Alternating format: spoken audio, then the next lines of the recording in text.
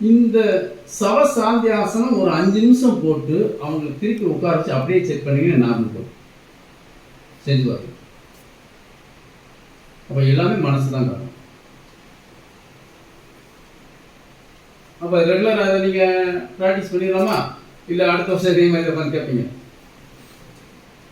இதே மாதிரி உட்காந்து ஆமாம் யோகா நல்லது, ஆமாம் செய்யணுங்க சார், டைம் வேணும்ல.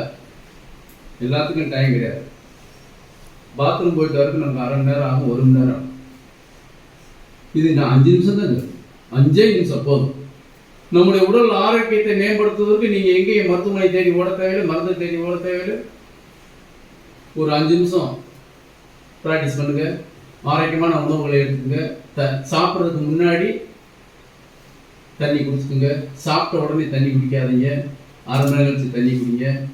சாப்பிட்ட